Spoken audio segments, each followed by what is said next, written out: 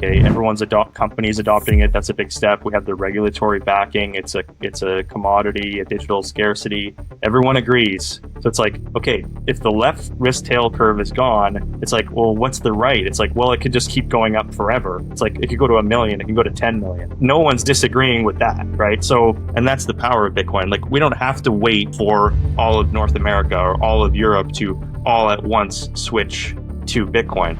Like Jeff Booth says, you can just switch over to the new system whenever you want. Anybody can, right? You can learn and you can buy Bitcoin. You can use that as your unit of account, as your store of value, and then you get to experience the deflationary effects of technology and see your life get better over time. Maybe you don't think you need it now, but then by the time you're getting outcompeted by someone who has that technology, yeah, you're gonna have to pay the price, right? With all the topics and with all the talks, maybe give the viewers and the listeners some background of who you are and why you're excited about Bitcoin. Yeah, sure. So I'm Bitcoin class of 2021. So I kind of found Bitcoin through the hellscape of the pandemic and all the chaos that went along with that. I kind of starting to in my life want to focus on more long-term things like getting married, starting a family, having kids. So my time preference was changing. So I automatically, when you start to do that, you want to start investing. So I started just kind of looking at it. Before that, it was like, let's just go travel and see the world and live for today. And then I started paying attention. And that's like a very weird time to pay attention to markets, because then you just see the market just collapsing on the COVID crash. And then it just rips to all-time highs when like Main Street is closed. So that was like, what radicalized you? That's like a meme that goes around Twitter. It's like, what radicalized you? Oh, this and that. It's like, I guess that, not like I'm radical, but like that was like a really eye-opening experience for me. And at the same time, I was really getting into like the podcasting circuit. I had just moved to Sweden. I speak quite a bit of Swedish now. I've been taking lessons for over a year, but at the time it was very isolating because I didn't speak in, Swedish in a new country. So I was listening to a lot of podcasts, right? So I went from like the Joe Rogans to, I think I listened to a Lex Friedman, a couple of his podcasts, and then he had like Robert Breedlove and Nick Carter on his podcast. And then that led me to the whole what is money question, which is like, I never even thought of what is money. And then that led me to Robert Breedlove's show. And that was like right when the Seyr series was coming out. So I was listening to every week or every 2 weeks, there'd be a new Seyr series episode come out. And I was listening to Michael Seyr like lay out his whole, like the entire course of history and the entire arc of technology and money across the world. And that was basically my entry down the rabbit hole. So, and then from then on, I just tried to get as much information as I could, wearing my headphones like 5 hours a day, just like forcing information into my ears. And yeah, that was, I guess they say the rest is history. Yeah, this podcast era, like now I'm producing so much that I don't have a lot of time to actually listen to a lot of podcasts, but I still do, I would say like a few hours each week of podcast listening. I was like 1 or 2 hours, but I was like really listening hardcore on podcasts, like probably like 2 hours a day at least, sometimes 3 hours on the commute, on like walking and running, like whenever I had time, like even like washing laundry or anything like that. But it's really interesting. I love your handle, by the way, still. Like I think we discussed it last time, Fiat is worthless. And I want to get into something today that I talked yesterday a little bit about in the podcast, but I haven't come to full conclusion, because we kind of always talk about, yeah, like Fiat will collapse and like Bitcoin will come out on top. But just be like, you're probably like, you're also probably in the camp where you think Fiat will go to zero and then like the Bitcoin standard kind of evolves, if I get that right. Well, it's difficult to predict the future, right? So if we look at other nations like Venezuela or Argentina or Lebanon, people are experiencing either extremely high inflation or hyperinflation. So, and they're still using the currency, right? So they're still tolerating it to a certain extent, right? I mean, the government is obviously like, in some cases or most cases using capital controls and forcing them to pay their taxes in that currency and la la la la la. But it's not like everybody just goes to the town square and says, we're all using Bitcoin now. That's it. And then this refuse the currency. So I think we as Bitcoiners would love for that to happen. If everybody would just learn and read the Bitcoin standard and focus, then we could just achieve that really fast. But I mean, shitcoins are still around, right? So at Fiat is worthless toilet paper, and they are shitcoins. So I mean, I think these things are like cockroaches. They'll survive a nuclear blast, and I don't know. I really hope that for a future. I just it's looking more and more like it's going to be some sort of fiat backed by Bitcoin, backed by something. This whole stable coin genius bill is like, yeah, it's just a new morphing of fiat into some other monstrosity where they're going to try and control it through a CBDC, through a private company. So I don't know what that looks like, but like Jeff Booth says, you can just switch over to the new system whenever you want. Anybody can, right? You can learn and you can buy Bitcoin. You can use that as your unit of account, as your store of value, and then you get to experience the deflationary effects of technology and see your life get better over time. Like anyone can make that switch individually. And that's the power of Bitcoin. Like we don't have to wait for all of North America or all of Europe to all at once switch to Bitcoin. Like we can do it as individuals and no one can stop us from doing that. Right. So it's a grassroots movement. It's coming from the bottom up. It's coming from the individual up. And I mean, obviously now with all the Bitcoin treasury companies and ETFs and governments getting involved, blah, blah, blah. Sure, that is true. But also anyone can do it as an individual. And I think that's really powerful. I have compared it before already to kind of the Bretton Woods 2.0, where when we have stable coins that the US government is really pushing in the whole world to create more demand for US dollars across the globe. And at the same time, they're trying to get Bitcoin into the country. They're trying to do favorable laws that kind of lure Bitcoiners in and to bring all like the mining here and all those things. Like it's early stages, but they are basically like getting to be Bitcoiner friendly and more Bitcoiner friendly. A big step would also be like to have the rule that under $600 or whatever it is, or maybe even like $1,000, no taxes, like all those small laws that kind of really get Bitcoiners excited and stay in the country and maybe even like get new Bitcoiners into the country.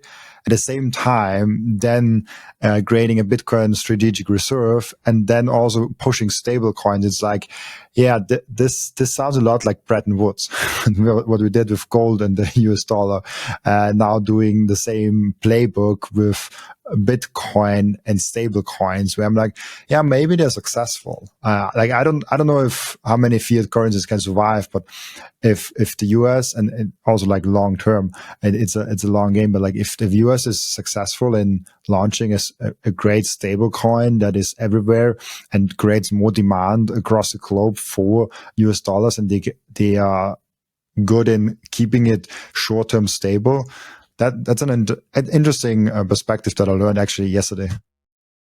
I totally agree. I mean, they need buyers of their treasuries. That is a fact, because there's like, China and all of these other massive nations that are holding all these treasuries. You've seen like the Luke Gromans posting graphs showing like they're selling them. They're net sellers. They're not net buyers, right? So as they're selling these treasuries, the yields are going up. And that cannot be tolerated to have these yields going up, because then that pushes up the interest rates. And yeah, the system needs to maintain a stable interest rate on this debt, right? Because they're also rolling it over, right? They're rolling over their debt. So that's what is Tether, or what is a stable coin? It's like, well, it's backed by treasuries. They're going to try and get the world who is using, faulty currencies to turn into buyers of treasuries. Right? They want to buy the debt and then give them a stable coin.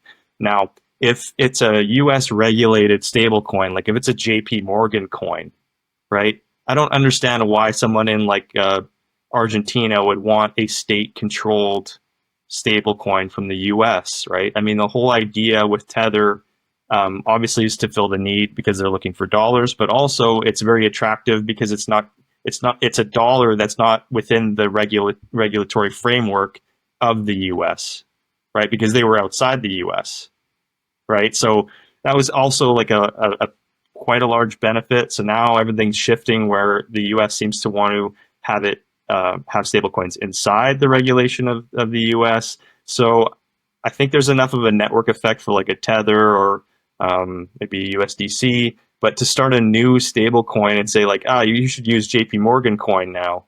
I don't know if people are going to want to do that. Time will tell. I'm not a stablecoin expert by any means. But yeah, it's going to be a very interesting transformation in the next 1 to 5 years. I'm also always questioning is if we're right and Bitcoin actually succeeds also as a currency, and this is a long way to go. Like Bitcoin has to be huge for that. It has to be, I don't know, 50 trillion, 100 trillion, 200 trillion market cap. It has to be extremely stable. So there cannot be like a 10%, 20% downturn in a day. Or upturn even in a day. Like you want to have like a kind of a stable, smooth sailing thing. And at 2 trillion, it's not possible, I guess. But maybe at 50, maybe at 100, maybe at 200, I don't know what the number is. Gold is kind of stable, but like also maybe not even stable enough. So maybe we need like more than the 20 trillion of gold. And then you come into this discussion of the governments really don't want to give up their control. And that's always what I hear. Why would they give up their control? And the only answer to that is because they're forced to. That's literally the only answer to. But then how are they forced to give up control of the fiat currency? Maybe, and that's my best theory right now, is if there's a small country with, let's say, 1 million people there, maybe even like less, maybe a little bit more, something like that, that says like, hey, like we don't have our own currencies.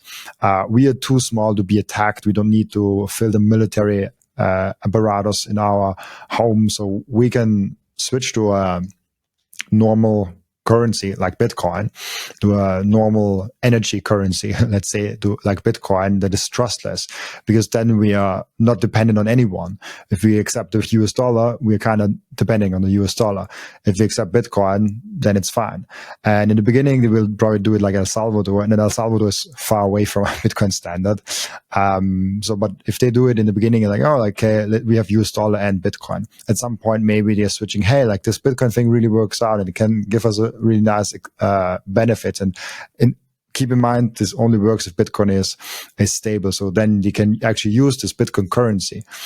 And then if there's like one small country actually doing a Bitcoin standard, like literally not having any alternatives and just like having Bitcoin as the standard unit of account, medium of exchange, and store of value for the citizen, then it becomes really interesting. If there's like a one early mover in there, and again, I don't count El Salvador in as that country because they mostly do everything in US dollars. So if we have that, a sovereign country, a sovereign nation that says, hey, we are Bitcoin nation, like actually, then it becomes very interesting because I think they will do long-term very good. And then it's like, okay, there's maybe like another smaller country, like 2 million, and says like, hey, yeah, like that sounds like a good idea. We do also that. And I think at that point, it might grow fast enough so the big powers don't switch it off. I mean, the IMF is all like they're doing the best with El Salvador, I guess. But that's the only game theory aspect where I'm like, it will grow organically in smaller regions. Like Bitcoin Beach might be an interesting example, like Bitcoin Beach, and then like it grows slowly, where like all of a sudden there's like a 1 million people country, maybe a 5 million people country. And then all of a sudden you're like, oh yeah, there's like this 5 nations already in Bitcoin. Oh, it's like now 10 nations. Oh yeah, like it's now like 20 nations. And this is the only way I see this whole thing playing out, because they will not turn it up voluntarily. They have to turn it up forcefully.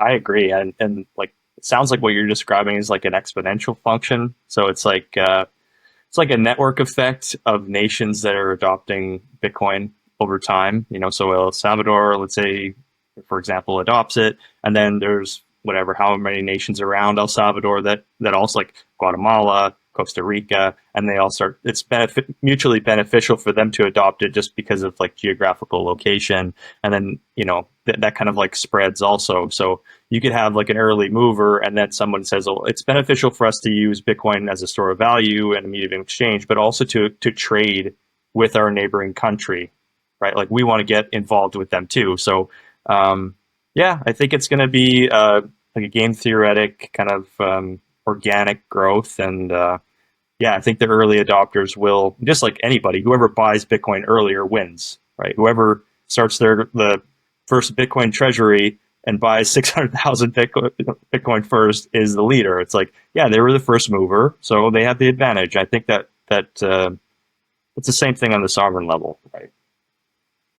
I want to get to Bitcoin Treasury later also. I'm curious what your take on it is. But it's very interesting when we think about the final boss, also the US dollar, because if they're already in like 60 or 70 countries, the main currency, so they're already kind of spread across, and then they're of course also the main currency overall. So I don't know, like the stablecoin thing can make them really huge, and maybe we are in a world where there's like 4 currencies. It's like a US dollar, a euro, a yen for like the China currency, and then maybe Bitcoin. Maybe BRICS have something, I don't know, like what they come up with, but it's I have a hard time believing that in 20 years there's still like so many different currencies around. I think it will consolidate, especially with stable coins and all those things, because like it just doesn't make sense. We're already seeing like countries that have a really weak currency, they kind of switch unofficially already to the US dollar. Like that's what's happening already. So I think it's only a matter of time till they do it officially also, because if they have a worthless fiat currency, they can also just use a fiat currency that is worth something, and they can use on a daily basis, and they're not getting debased by like 100% per month, but by like 10% a year, which is a lot better. 10% right now, right? So so I think we say, okay, oh, it's better that it's 10% inflation than 50% inflation or 80% inflation in Egypt or something. It's like, well, the best inflation rate for the US dollar is today. It's only going to get worse, right? So the amount of printing, again, that is a exponential function, right? So they have to print more and more and more and more over time, because that's the way that the fiat Ponzi is constructed. So it's like, yeah, in the future, there's going to be more debasement over time, right? So it's like, yeah, okay, they're going to switch, they're going to export this this stable coin, and everyone's going to have to eat 10%. It's like, for now, but what if it goes to 12, 15, right? Eventually, those people are going to feel the pain too. And now you've already made all of those users accustomed to a crypto wallet. I hate the word crypto, or a stablecoin wallet, right? So they're used to this, oh, send me an address and I'll send you X amount of this. It's like, well, how about you just send me a Bitcoin address? It's like, you're almost educating people to the next step. It's like, you don't need a Bank of America account. You can just download a wallet for your stablecoin. It's like, oh, okay, well, why would I download a stablecoin wallet when I could just download a Bitcoin wallet? So it's like, yeah, okay, it might benefit them in the short to medium term, but you're also educating people into like a digital economy, right? So then they're even closer to realizing, wait, what is a stable coin? Wait, what is a Bitcoin? So before they were thinking, oh, I just trust my banker, and my government wouldn't do this, and I trust my financial advisor. It's like, no, now you're kind of, by making these changes, it's disruptive, right? Just like when I went through the COVID crash, and then I saw the stock market. Before that, I didn't really care. It's like, oh, the stock market and the index funds, like I kind of roughly knew about that. But it was the dramatic change that kind of woke me up to ask the questions. It's like you're in a country, and then all of a sudden the government's like, you need to start using stable coins now. People stop and say, whoa, whoa, whoa, that's a really big change. Maybe I should look into this. So there's kind of a weird medium term period. Maybe you're going to educate people for Bitcoin. I do think so. It can be a Trojan horse for people because all of a sudden they are introduced to a digital wallet. Let's call it like that. And then there's crypto in there. Then there is stablecoins in there. There's like maybe some fiat currency in there. And which I believe it's all the same thing. Crypto, stablecoins, and fiat is for me I put it in. Yeah. I put those all in the same bucket. But then there's also Bitcoin in there. So you have a wallet where like all the things are losing value denominated in Bitcoin. And you're like, hey, this one thing always goes up and these other things are always going down. Why am I saving anything? Like, why do I hold this again? So the introduction of digital wallets can backfire a lot for governments that want to enhance their power with CBDCs and stablecoins and fiat and cryptocurrencies. I totally agree. Yeah. So outlook on the whole stablecoin revolution. So that's good. I want to show you your own tweet. I love that one. I just saw it now when I was flicking through your Twitter. You said Henry Ford on the consequence of ignoring Bitcoin, and it's great. And Henry Ford said, if you need a machine and don't buy it, then you will ultimately find that you have to pay for it and don't have it. That's if you just replace the word machine with Bitcoin, it's amazing. Yes, exactly. Yeah, I mean, he's talking about how different technologies, like in his case, it was the automobile. It's how if you don't keep up with the newest technology, maybe you don't think you need it now, but then by the time you're getting outcompeted by someone who has that technology, yeah, you're gonna have to pay the price, right? So yeah, he was obviously prescient with that quote. There's been the newspaper article where he was talking about a currency backed by energy. So I mean, there's no doubt this guy was a genius in his own right. So very interesting quote. So I mean, I saw that quote. I believe it was on LinkedIn or something. And immediately it clicks in my mind that it's a Bitcoin quote. So I thought I'd just post that for everybody. It's a really good one. I like it a lot.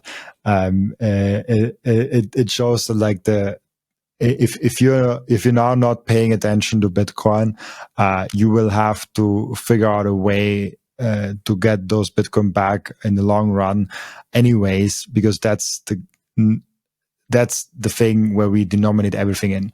And so the Satoshis that you don't buy now, you have to work hard for in like a year time, 2 years time, 10 years time, 50 years time, whatever the time frame is.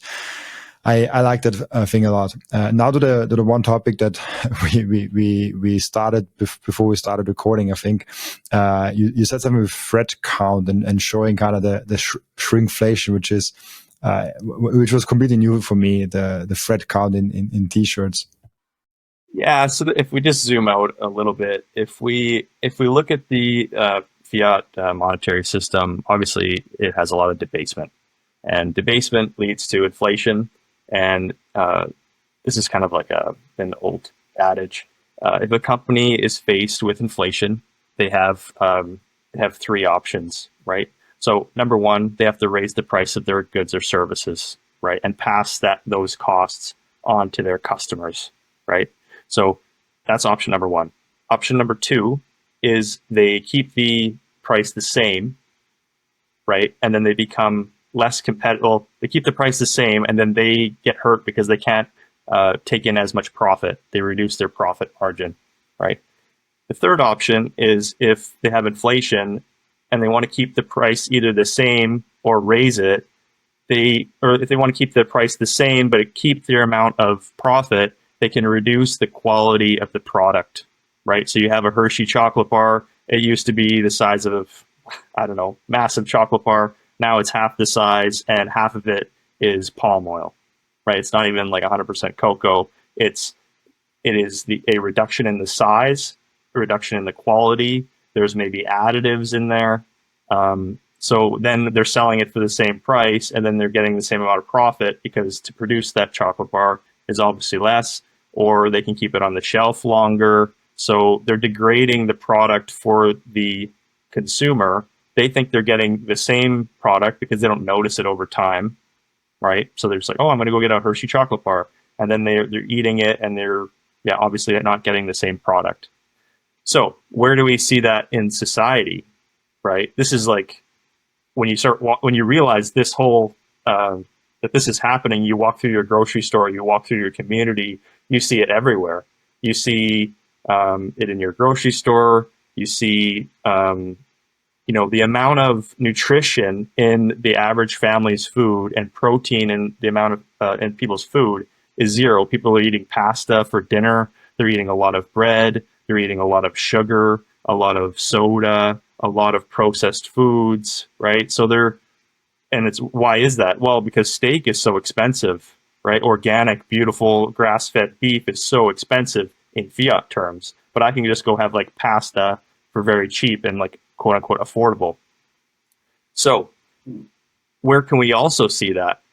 We can see this reflected in, and this came from TFTC. Marty Bent just had, I can't remember the gentleman's name, but he was on there talking about how we dress, right? So he is talking about in our clothes, we obviously, I mean, any piece of clothing, you could flip it over and you could see the tag on the inside, and it says how much polyester, how much cotton, or whatever material the fabric is made of. Everybody now is wearing polyester clothes. It's like, well, what is polyester? Polyester is like a petroleum byproduct. So we're all wearing recycled Coca-Cola bottles as we're walking around. And that didn't used to be that way, right?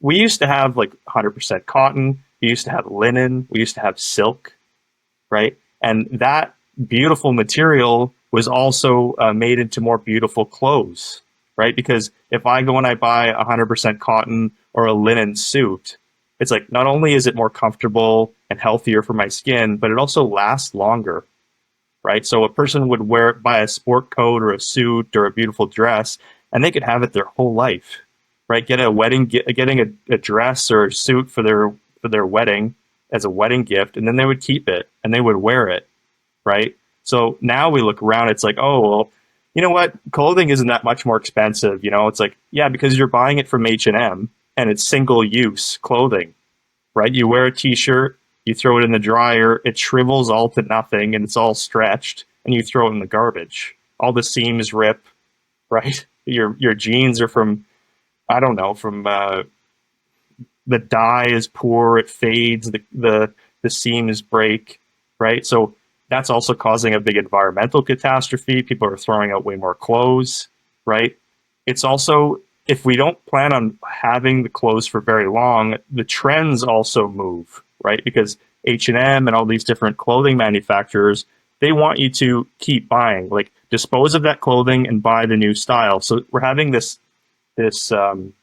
cycle of different trends. This year, the trend for a t-shirt is a V-neck, and next year it's a crew neck, and then it's a high neck, and then next year we're having like faster and faster fashion cycles, and people are disposing and buying and disposing their clothes faster and faster.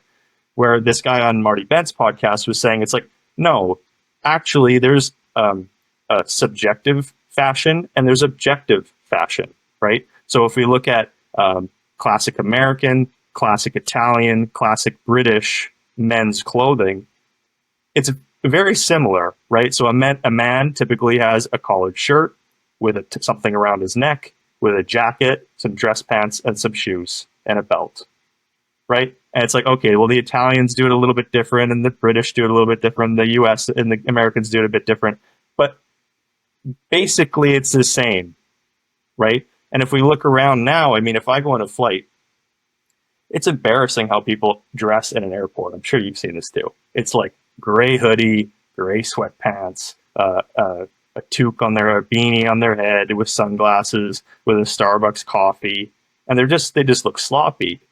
And if you look at like from the 70s, like there was flights to, from LA to Honolulu, and all the men were wearing like a 3-piece suit, and the women had a nice gown on, and like they had like a turkey on like a silver platter that was being cut up in front of them, and it's like that is the fashion that they wore is a reflection of the degradation of the quality of the clothing and the life cycle of the clothing, right? And that reflects on our culture, right? So if my clothes are falling off me, why should I try and put more like nice clothes on or beautiful clothes? And as I go out into the world, if I am like objectively not good looking or professional the way I dress, how does that reflect to others? Like if I can be sloppy, well, why doesn't that person be sloppy? And then you have this whole society of people that don't care how they look. It's just this hoodie and sweatpants and flip-flops culture. And I think it's a degradation. It's a real shame. Dress like Jack Marliston. Well, no shade to Jack. Everybody's allowed to dress how they want. And I think, I mean, Jack has kind of mentioned this himself. It's like it's more of a symbol against the suits, you know, in his case. So it's like a rebellion. I don't need to wear what you wear. This is a counterculture thing. That's fine. I'm not saying hoodies are bad. I'm just saying in general, if we look around in fashion, there's a degradation, and that's objective. I don't think it's subjective. I think it's like symmetrical, beautiful, high quality clothing has disappeared, and it's noticeable. Like there's a lot of subjective things in fashion, but the one thing this is objective is like, okay, how long can that jeans, that t-shirt, that hoodie survive? Like how great of a material is it? If you have it on for like 5 years, how does the high quality thing look next to the low quality thing?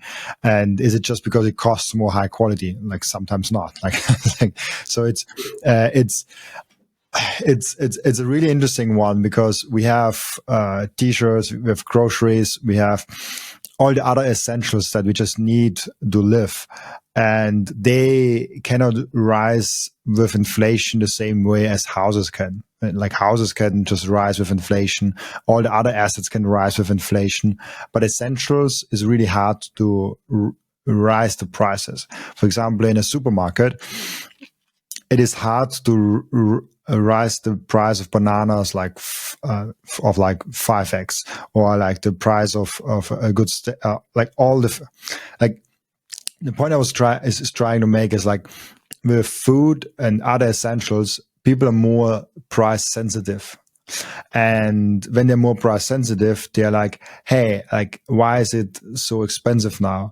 So especially with food, especially with groceries, supermarkets and food manufacturers figured out that it's better to not raise the price, but to just shrink the quality or the amount. And shrinkflation is also like you can only shrink the amount that is in your package a certain amount till people figure it out. So you have to not only rise prices a little bit, but then also shrink the amount that is in the package, and then also degrade the quality to get cheaper supplies. And all those things come together just to prevent higher prices that are forced by money printing, which is inflation. So that's kind of the real bad thing here, where we see it in essentials and t-shirts with the thread count that you mentioned, but also like just in every essential area of our lives, the quality is degrading, the amount is degrading, and the price is still rising a little bit. Like the things are still a little bit more expensive than they used to be. And so that's just what fiat currency does to you and to society. And then there's this bad and good thing that Bitcoin is a solution. And if you're adopting a Bitcoin standard, like I haven't met a single person that is on a Bitcoin standard for like 4 to like 8 years and isn't doing good financially. Like it's very hard to if you have no income or you have like a big life expense, or like there's something drastic happening in your life. Maybe that's like, or you lost a lot of Bitcoin also maybe. So according to like mistakes, but if you just DCA'd every week for like the last 8 years and you have kept that amount, you're doing financially very well, even if that amount of DCA is very small. And then there's this tragic observation that the people that need Bitcoin the most are not necessarily the people that get Bitcoin the best. Seyr said that like the need to know, but I disagree with it more and more. Where like, yeah, the people that have a real big need to know, they have no clue about Bitcoin. It's more and more the people that just are curious and reading books and like critical thinkers and independent thinkers, and the early crowd of innovators that are getting Bitcoin. And those people usually are anyways the people that do better in life. Because they are critical thinkers, they're independent thinkers. Like that's the reason why they're doing good in life. And it's like, yeah, like the single mom that is working 2 jobs and has no time to read 1 book a year, I don't know if she gets Bitcoin. Like I seriously doubt that. The first time I ever made any money, I got myself from that money a watch. And ever since then, I collect timepieces to remember times where I achieved some milestone. That's why I got the Bitcoin 2025 edition when I went to my first ever American Bitcoin conference. So for me, the Bitcoin watches from Coin Vigilant represents the time that we are living in. For every person that wears a Bitcoin watch, I know they are representing sound money to the outside world. Make sure to check out those amazing Coin Vigilante timepieces down in the descriptions. I love those watches so much. I know how big of a hurdle it can be to have self-custody, but it's so freaking important to make that first step. We have to make sure it's as easy and simple as possible. And that's exactly what BitBox did. BitBox created the simplest and the easiest hardware wallet to use to get into self-custody. So get yourself a BitBox down from the link in the description. And when you use code Robin, you even get a 5% discount. The most important thing for your Bitcoin journey is not buying Bitcoin, but it's how to keep them. And yes, you have maybe the right tools, but how do you actually go ahead and stick it all together so it's the most secure for you personally? Self-custody is a deeply personalized journey, and the Bitcoin way is helping you exactly finding that correct setup for you personally. They are also helping you with securing your own cybersecurity. And if you want to go one step above all that, you can even get a consultation for a Plan B residency. Go to thebitcoinway.com/Robin and you will get a 30-minute free consultation. I want to tell you about something very special to me. It's called Microseed. If you hold your Bitcoin in self-custody, and you should, you know how critical it is to secure your seed phrase. You should not have them on paper. You should not have them on anything else than titanium. With Microseed, you can engrave your 12 or 24 word seed phrase, the entire seed phrase, onto a 1-inch small washer. Yes, just one washer. All 24 words on that one washer. You can hide that thing everywhere. And even better, you don't need to buy a new kit every time you have to get a new wallet. You can make unlimited backups because Microseed is not selling the washer. Microseed is selling the device that stamps the washer. So you get the full kit with the device, with the washers, with the hammer, with everything you need to get started today. And you can make with that unlimited amount of backups. Go now to microseed.io. Again, that's microseed.io to get your last backup tool you ever need. Yeah, I totally agree. It's I've often wondered what attributes a person needs to have in order to actually see or be willing to pursue understanding what Bitcoin is. I don't think anybody fully understands what Bitcoin is, but it's the practice of trying to, of attempting to, And that's something that I try to do every day. I'm sure you do too. I mean, you've obviously put in a lot of work trying to figure it out, and we're just scratching the surface. But I think it has to be a perspective change. It has to be, like you said, a curiosity, a relentless curiosity. So if a person goes and listens to the What Is Money show, for example, a person must think like, well, what is money? Okay, so then that you try and answer that question. It's like, oh, well, that has to do with Gresham's law. Well, what is Gresham's law? What is Seyr's law? What is a network effect? What is Moore's law? And you just keep going down all of these questions, all the way until the point it's like, well, what is Bitcoin? It's like, well, it's kind of all of them at once. And then that's when people are like, whoa, Bitcoin blows my mind, because it's like I can see a connection through all of these different laws and theories that are all verifiable, right? That you can see Moore's law, right? Moore's law is, that makes a lot of sense. Like a network effect is real. It's like there's examples of Apple or all these other network effects. It's like, yeah, that's real. It's like, oh, okay, so that theory applies to Bitcoin as well. And when you get all of these different questions answered, and then you see them all relating to Bitcoin, that's where I think the page turns. And then once you start accumulating Bitcoin and your life starts to get better, I think one of the next things, and I don't know where this stage was for me, was when you start to price things in Bitcoin. So there's this website that I mentioned before, but I love it so much. It's called pricedinbitcoin21.com. So it's the idea of what happens if I price any good or service in Bitcoin, right? So I use the denominator of the price. So a house denominated in Bitcoin, a dozen eggs denominated in Bitcoin or in Sats, and you see that the price of those things, of all of those things, not just one good or service, but almost all the goods and stocks and everything on the planet, is falling down and to the right.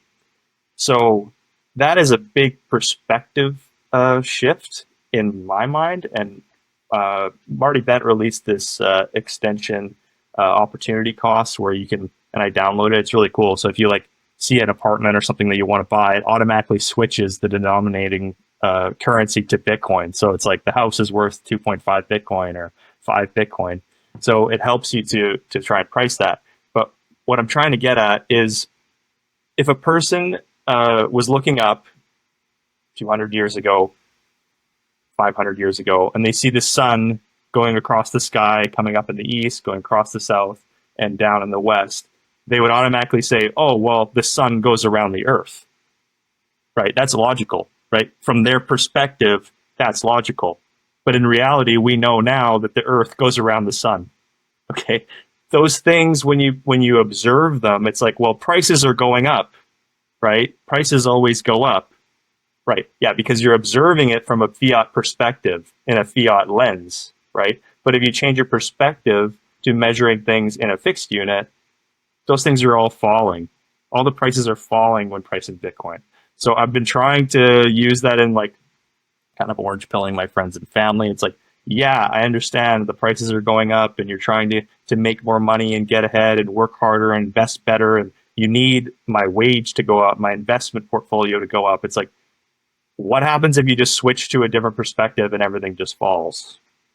Can you accept that new reality? And it's like a Lindy effect thing. People have been measuring things in dollars or fiat for so long that they can't even understand, like, what do you mean prices fall? And what do you mean measure it in Bitcoin? It's just such a bridge to cross. Yeah, and that's why I'm saying the people that get Bitcoin, and I'm fascinated by the people that watch the channel. I get such great feedback, super smart, super wise people, and I genuinely believe that the average Bitcoiner is just really smart, is an individual thinker, is someone that does independent research and really asks the right questions. And then it's like, yeah, are those the people that need Bitcoin the most?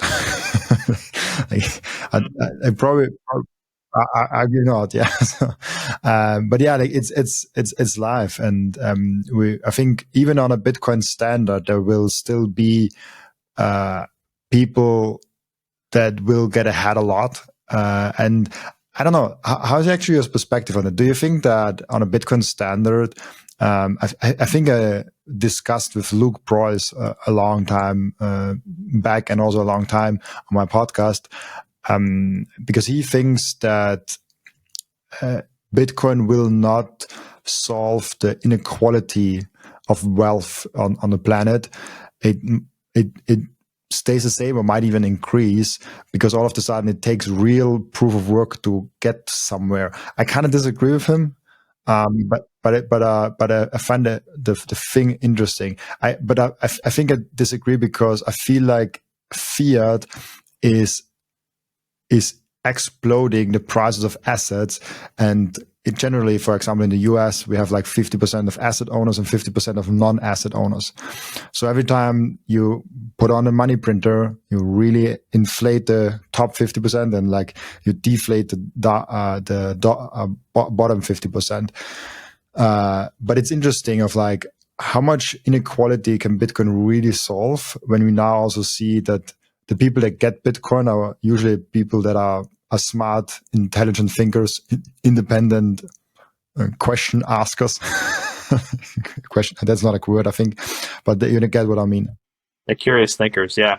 Yeah, I guess in response to that on a Bitcoin standard, I equate the wealth gap in large part to the fiat system, right? Because again, if I have a large portfolio of assets, I can borrow against those to buy more assets, right? So if I don't know, Jeff Bezos needs more money, he doesn't sell assets to go out and acquire another company to expand his business. He just goes and borrows money. I mean, borrows it from a bank, which is just credit expansion, and then he can gobble up more assets on the monopoly board, right?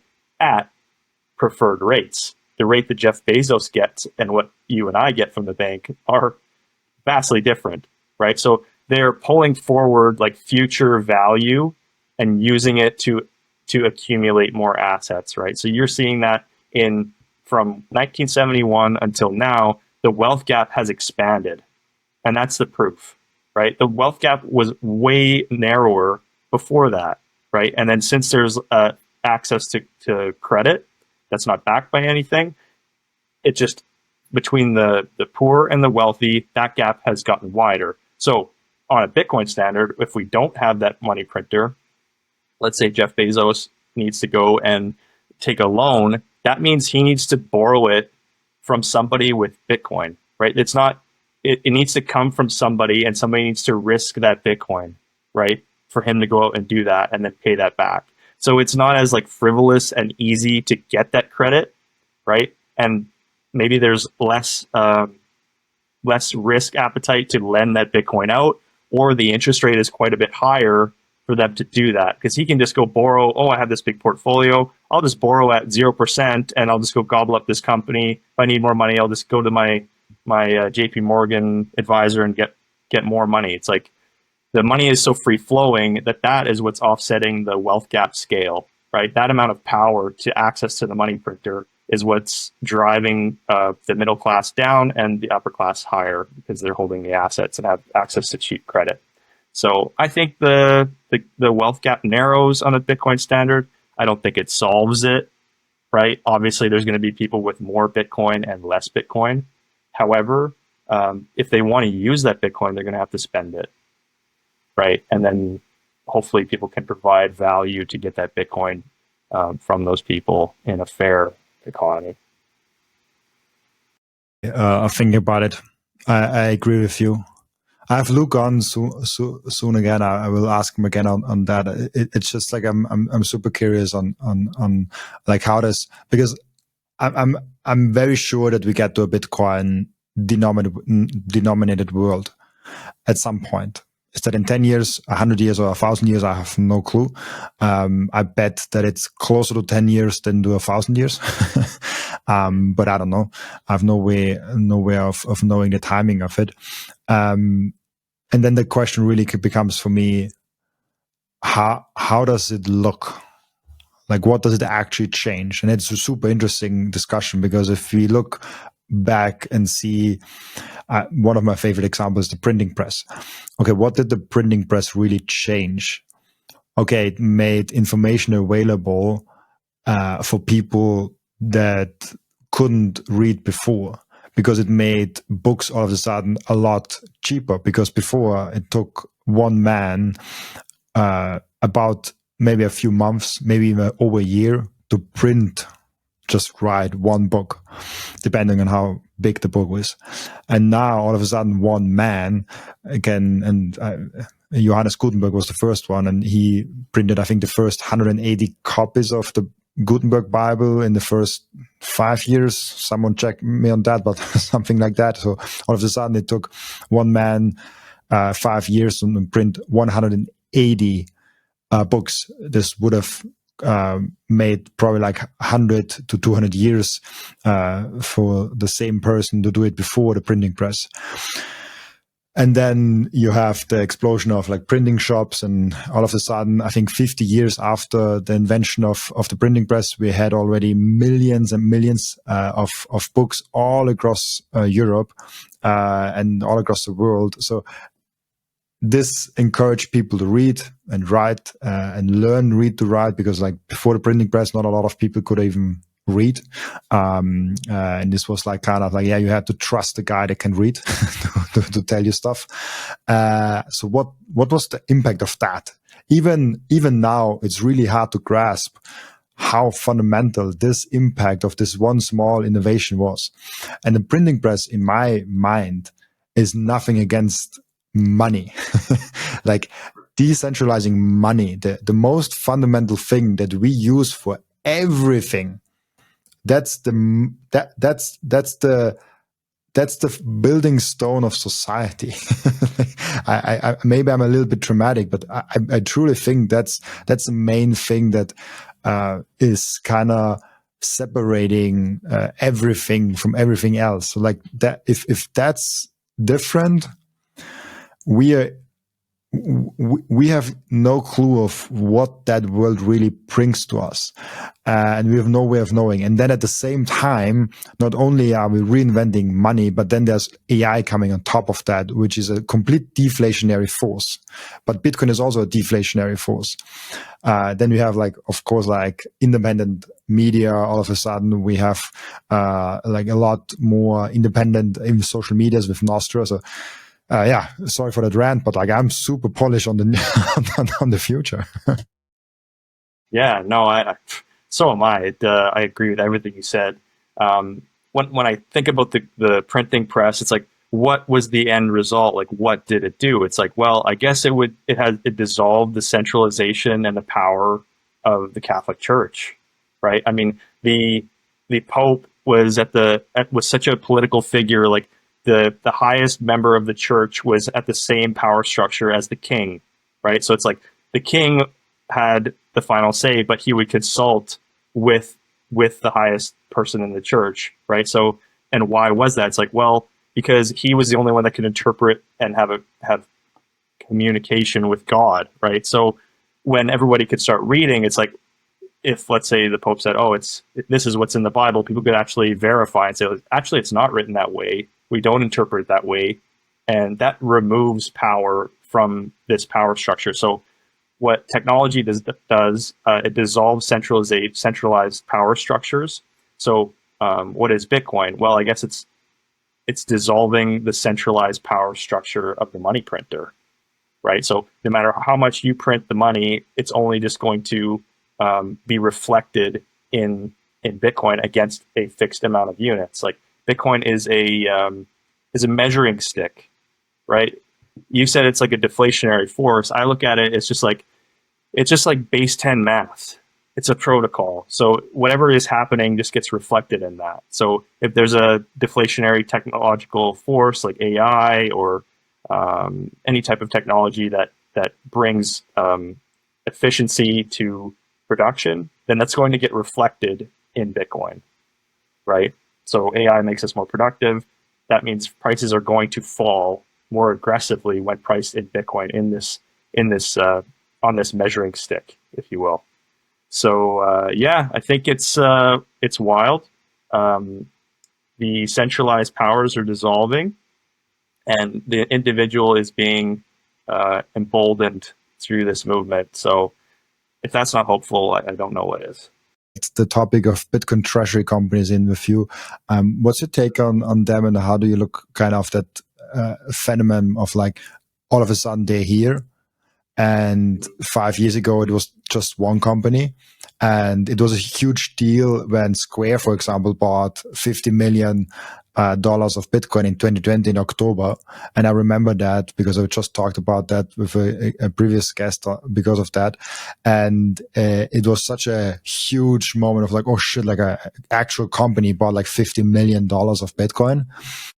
And now we have kind of every week where a huge company is buying like billions of Bitcoin. And it's got so normal. How do you look at that whole development? Yeah, I just put out this tweet a day ago, and this kind of encapsulates my opinion on kind of the whole Bitcoin treasury movement. I wrote, there are companies buying BTC, and there are companies buying BTC plus building an API to the money printer. So I kind of bifurcate those two things. So if you're just a company out there buying Bitcoin and then taking leverage and buying Bitcoin and holding it, it's like, well, that's great. That's adoption. Whether the people that are buying their equity, are they going to outperform Bitcoin or not? Some will, some won't. That's not for me to predict. What's more interesting to me and more important is an example like MicroStrategy with all of these financial instruments that he's building. And there's a graphic that gets circulated around on X where there's like a pipeline that's being built to all these pools of capital. And to just zoom out, like when I first got into Bitcoin in 2021, it was kind of like 2017 was more like the technology IPO cycle. And then 2021 is often described as like a macroeconomic. This is when all the economists showed up and they started talking about, you had like the Luke Gromans and the Lynn Aldens talking about macro and I was learning about that a lot. And what I couldn't understand is why would somebody buy a 10-year bond that yields 4% a year when inflation is at 10 or 12 or whatever? Even if it's at 6, why would you buy something that's going to give you 4%, right? And it's like, well, how many people are how big is that market? Well, then you look at that and it's like the Croesus Jesse Myers chart. It's like, oh, that's like $300 trillion worth of value set in that specific market. So, okay, well, why wouldn't, like, immediately the question in my head, we talked about questions before, it's like, why wouldn't all of those people just sell their bonds and buy Bitcoin, or sell their bonds and buy equities or buy gold or whatever? Like, if you're only getting 3%, 4% on your bond, why would you do that? Why are you holding that? It's like, well, there's a lot of regulatory frameworks and they're only allowed to buy it and they're forced to hold in, and they're an insurance company and they want the fixed income and blah, blah, blah, blah, blah. Okay, so what is MSTR doing? Well, they are figuring out what those holders need in terms of regulation and what their preferred yield is and their risk tolerance is, and they're building a product to port all of that capital into BTC. Right, you get the strike, the strides, the stretch, all of the different products that MSTR has. They're just tailoring to, oh, would you like 9% on? Oh, you want it like a money market fund? Oh, okay, no problem. We'll have a perpetual preferred, blah blah blah blah. It's like, okay, so he's just going out to these pools of capital, building a pipeline, and just porting that right into Bitcoin, and then never selling. So is that positive for Bitcoin?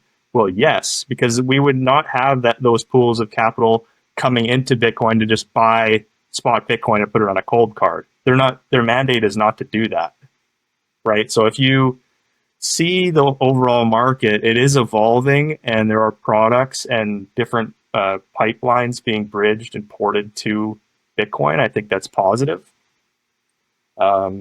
Yeah, I don't know how it's all going to play out for some companies that mismanage their treasury or do a lot of funny business, or who knows if it might turn into a bubble or not. I think there's kind of the blue chip treasuries like a MSTR or Metaplanet that are doing like a regulatory arbitrage or offering products for specific market players. And then there's people that are just aping in, and they're not even Bitcoiners. They don't care about the Bitcoin. They'll sell the top. You mentioned bubble. Do you think there's, for someone that holds Bitcoin in self-custody, does this pose any risk? No. I mean, what I'm saying is there's going to be some players that are going to say, "Oh, we're hardcore Bitcoiners. We just started a public company. We're going to hodl through it all," and then it draws down, and then they sell it all. And then if a bunch of companies do that all at once, it just pushes more selling and more coins coming out of the market. So it's like the person that's sitting in cold storage, it's like, yeah, if you're just DCAing and you're just stacking, working hard and stacking, putting it on your cold card, it's like, is that a risk to you? It's like, well, not really, because that sounds like more of an opportunity when the price goes down because you're just going to continue stacking, right? The risk is the person that bought some obscure treasury company at like a super high 10x MNAV, and then the company like dumps all their coins, or they never get back to whatever MNAV you bought the equity at, right? Like you maybe just will underperform had you just bought Bitcoin instead of buying their equity. But then people would say, well, some places you can only buy the equity because they can't access spot Bitcoin on their own, so they use it as a proxy. It's like, yeah, well, then they might get a proxy that underperforms. It's like, and maybe they'll be happy with that because it outperforms the index fund that they can buy. I don't know. But do I think Bitcoin's going to just keep climbing and there's going to be no bubble? I think there still are cycles. Maybe this is an extended cycle. I think this cycle we're probably going to go to like 250K, maybe more, hopefully more. Yeah, there's a huge amount of demand from ETFs still. A lot of people have already forgot about ETFs, the treasuries. Yeah, all the printing, like the big beautiful bill had what, 5 trillion in spending. That all seems to be accelerating. Yeah, I think this bull run's going to get crazy. Also, like I have a hard time believing in this diminishing returns things, and when I see all the things going on, because we have a huge price spike, and people in the comments like, oh, like why is the price so stable? I'm like, hey, we are like 80% up the last like 12 months. I think that's like that's more than just stable. And yeah, the rise has been quite stable and quite boring, but it has been an 80% rise in the last 12 months, or 70, something like that. And then it's like, but we have no retail interest right now. Like retail isn't even here. If I go out on the street and here, nobody's talking about Bitcoin. Like it's just us lunatics that talks about Bitcoin right now, and some companies, and they have a lot of purchasing power, so they drive the price up. But even it's not even a lot of companies. Like how many publicly traded companies are having Bitcoin? A few hundred, like not even 200, right? It's like under 200 companies. So it's like, yeah, it's just a few lunatics, and we are over 100K. How quick we're going to 1 million? That's the only thing that I'm always thinking. Like, okay, we don't need a lot of people, not a lot of companies to actually buy to get Bitcoin to 100K. If we actually get a FOMO, if we actually get a 2017 event where everyone is talking about Bitcoin, there's nothing that's that all bets are off in my case. Like, I think I've heard Dylan LeClaire talk about the left tail and the right tail risk. It's like the left tail of Bitcoin going to zero is gone. Nobody believes that Bitcoin is going to zero anymore. Bitcoin is not going to just suddenly die. It's like, okay, like ETFs got to prove that was a big step. Sovereigns potentially buying it, that's a big step. Okay, companies adopting it, that's a big step. We have the regulatory backing. It's a commodity, a digital scarcity. Everyone agrees. So it's like, okay, if the left risk tail curve is gone, it's like, well, what's the right? It's like, well, it could just keep going up forever. It's like it could go to 1 million, it can go to 10 million. Like that, no one's disagreeing with that, right? So it looks really positive to me. I think if it can go to 100K, it can go to 1 million. If it can go to 1 million, it can go to 10 million. That's where we're headed. We have one question for every of my returning guests, and the question of that is always the same. It's the what can we learn from you outside of Bitcoin? No, sorry, that's the question for my regular guests. What have you learned outside of Bitcoin since your last appearance? So kind of like what kind of have you learned outside of Bitcoin since you have last been on the podcast? I ran a half marathon in June, so I don't know if I guess I have learned to appreciate long distance runners in general. Yeah, I was lucky enough to participate in this run across the bridge from Denmark to Sweden with 40,000 other runners. It was my first organized. It was hot. It was hot and it was hard. It was a warm June day, and yeah, it was incredible. But I have a newfound respect for running athletes and long distance runners. So that was really cool. Um, yeah, I don't know. I would really like to get more. It's more of a science than I ever thought it was. I'd like to get more into that. Um, yeah, I've been doing a lot of sauna lately and cold plunging and trying to focus on that. It's such a Sweden thing to do. It is. It is definitely. I think like I have this theory: if everyone in the world ran long distance regularly, they saunaed regularly, and they did cold plunges, I don't think there would be any anxiety or depression. I think it's hard to come out of like a sauna cold plunge session or after a long run without having, let's say, like your life's in shambles, your spouse is going to leave you, or something's horrible happening. You go for a 10K run out in the forest. It's like it's going to be all right. I'm going to manage. Like it's such a nervous system, calms your nervous system to such a degree. I would just wish more people would get into it, and it would be more readily available for people instead of you know, pharmaceutical intervention, things of that nature. Um, but have you looked into knee health and all those things? Because like I like running a lot, but I always have problems with the knees if I run a lot. I do a lot of when I run a lot, I do a lot of knee health things to keep my knee running. But I've seen that actually walking long distances and then doing different cardio things, like just like on a bike or like the rowing machine, helps me a lot with the same activity, but like not having to destroy my knees and my ankles. Yeah, that's the risk, right? Like, there's a lot of, I think it's like knees over toes guy. He's doing like a lot of like reverse sled poles and reverse walking up like an incline treadmill and like making sure to take care of your knees. I guess my theory with it all, it's like, okay, maybe long distance running is bad for your knees, but like not staying in shape is bad for your heart. And I can replace my knees when I'm older, but I can't really replace my heart. So it's like, well, maybe when I'm at 70, I'll need like a double knee replacement, but I guess that's what I'll just have to do. But I'll be in the rest of my body will be in good. Fair assumption. That's a good way to look at it. Really cool. We have an end routine, as you know, where the previous guest is asking a question for the next guest without knowing who the next guest actually is. And the previous guest asked you the question: how would a country actually go ahead and adopt a Bitcoin standard, and especially what are the implications of that? Great question. Well, what do they say? Like the first country to adopt it has a first mover advantage. I guess, yeah, you would just have to roll it out through your country's political system, have like a legal tender law pass, just like kind of El Salvador, and then eventually there's a point where you'd probably set a date where, okay, in 2 years we're going to be phasing out of the currency. I guess the currency would crash immediately when you announce that. So I think it's a lot of pain. I don't know. Maybe if you made it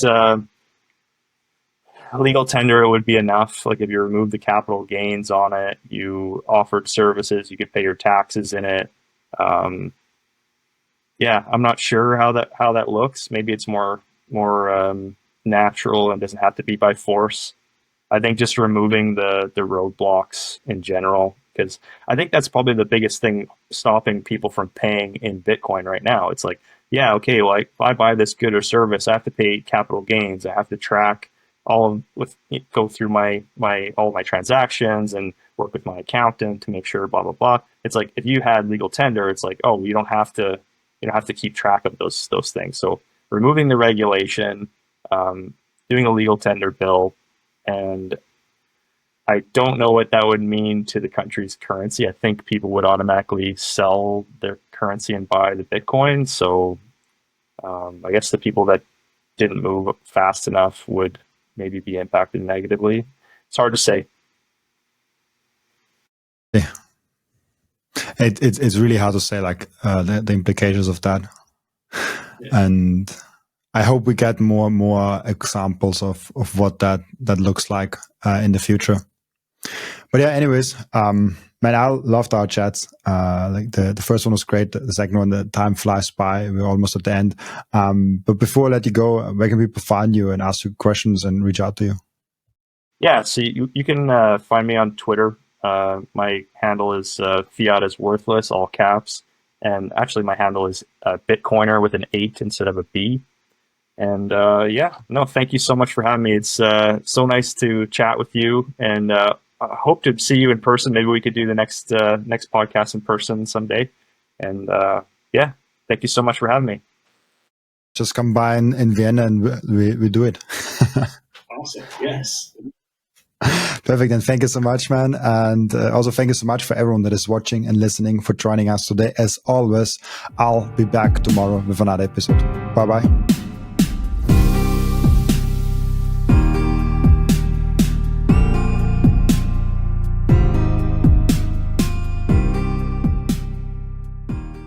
This content is for educational and entertainment purposes only and does not constitute financial advice.